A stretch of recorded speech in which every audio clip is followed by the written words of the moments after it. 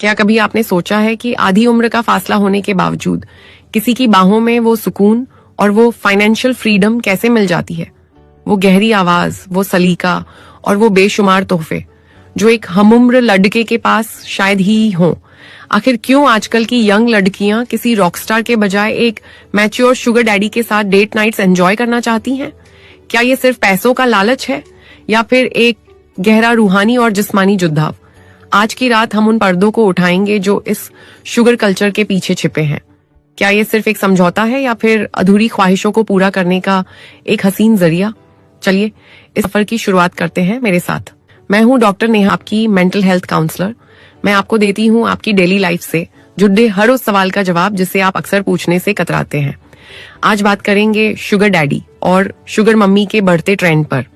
अगर आप चैनल पर नए हैं तो इसे अभी सब्सक्राइब करें और बेल आइकन को प्रेस करना न भूलें। जब हम अपनी उम्र से काफी बड़े लोगों में इंटरेस्ट दिखाते हैं तो इसके पीछे कई मनोवैज्ञानिक कारण होते हैं। याद कीजिए, बचपन में जब हम सलमान या शाहरुख को देखते थे तो एक अलग ही अट्रैक्शन होता था। वो अट्रैक्शन था उनकी मैच्योरिटी, उनकी समझ और उनकी लाइफ की स्टेबिलिटी को लेकर।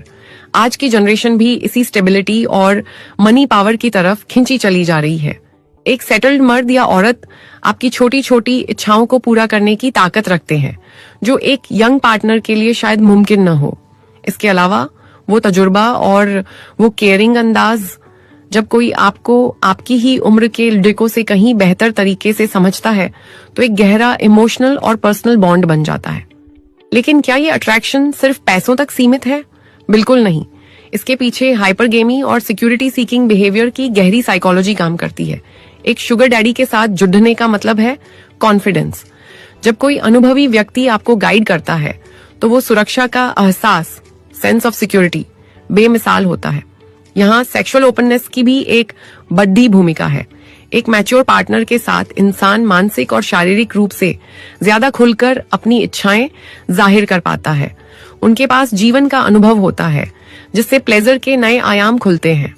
रिसर्च बताती है कि कई बार यंग लड़कियां अपने फादर फिगर की तलाश में या फिर एक ऐसे मेंटर की तलाश में इन रिश्तों की ओर बढ़ती हैं जो उन्हें दुनिया की भीड़ में सुरक्षित रख सके।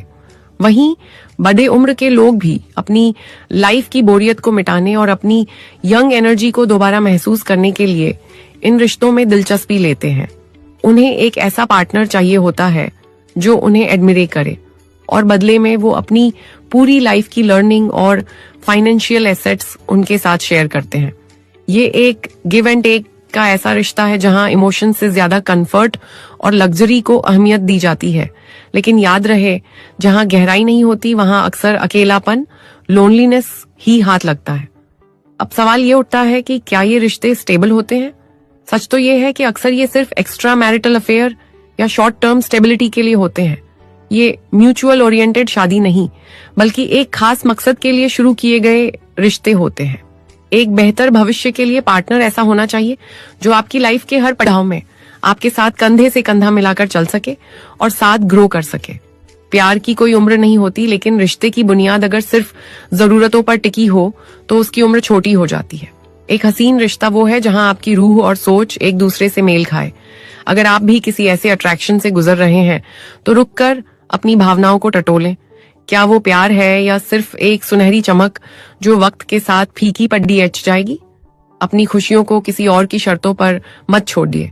एक मैच्योर और समझदार पार्टनर ढूंढना गलत नहीं है, बशर्ते उसमें आपका सम्मान और आत्मसम्मान भी शामिल हो। क्या आपने कभी ऐसा अट्रैक्शन महसूस किया है या आपके आसपास ऐसा कोई रिश्ता देखा है?